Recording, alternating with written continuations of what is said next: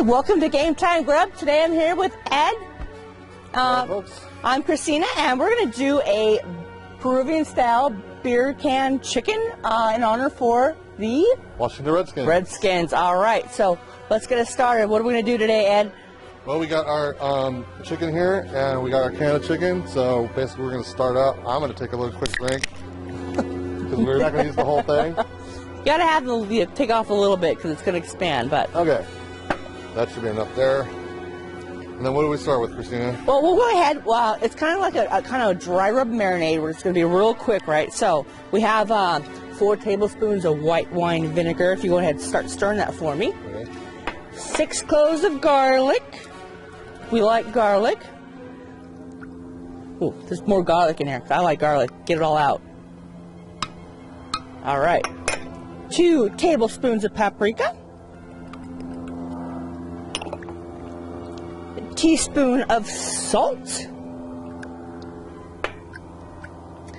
I have a mixture of 2 tablespoons of cumin and a half a teaspoon of oregano, ground oregano. If you don't have oregano or cumin, it's okay. You don't have to use it, but we have it. That's what we like. And we have a little bit of olive oil because we like olive oil. It helps moisten the chicken. Also gives you this crispy skin. Oh, crispy skin, definitely. And a little bit of white wine because we like that acidity again. And top it off, we have 2 teaspoons of ground black pepper. So while Eddie's going to mix that up, what we're going to do is we're actually going to stuff the chicken underneath the skin of the breast. So we're going to reserve one of these. I'm going to put this aside because that's going to be for when we're done. What I'm going to do is I'm going to slightly rub some lemon on here. It's going to help the spices stick to the skin. And, sorry, put that inside because it's also good for flavor. I'm going to just gently put my hand in here and we're going to loosen up the skin a little bit. Because what we want to do, we want to put this marinade in between the skin, right, Eddie, and the chicken.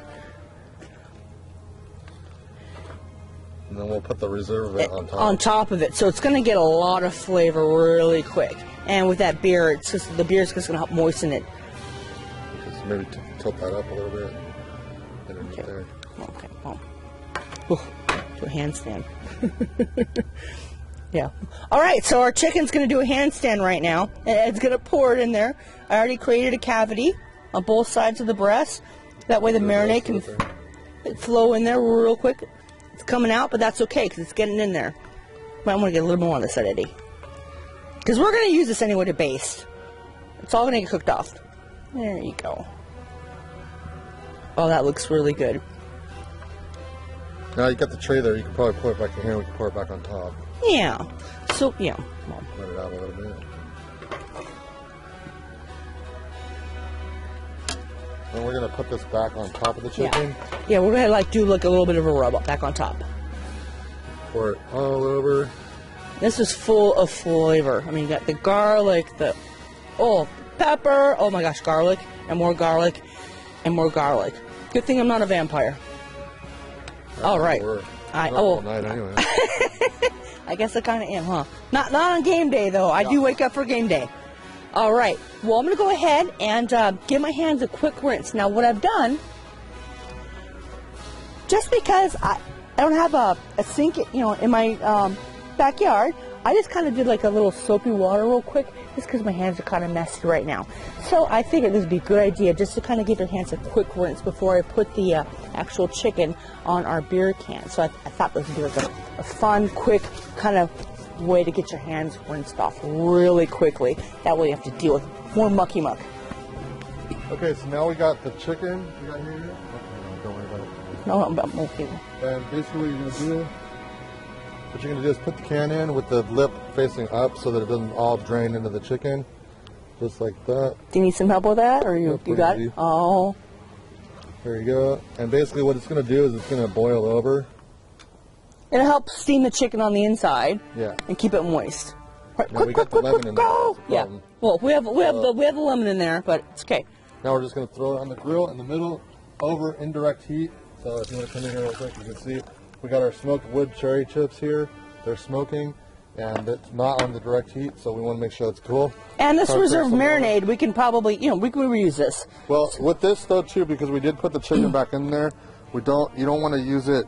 You want to make sure that you marinate it, but also don't use it right before you take it out to plate it, because it's got to cook the juices. Yeah. But what we can do is we can use this. We can just use we can use this right now. And what kind of wood are we using? Because we decided so we're using cherry. Natural wood charcoal. Natural wood charcoal, and we were thinking about, do we want to do mesquite? Do we want to do hickory or cherry? I said, well, cherry wood would be kind of fun, applewood. So we decided to do the cherry. So just pour some of that. Yeah, so with this river marinade, we can just go ahead and just toss it on there. And it's going to sit there for what, Eddie? What, about 2 hours? Kind of let it smoke? An hour? Okay, so it's going to sit about an hour.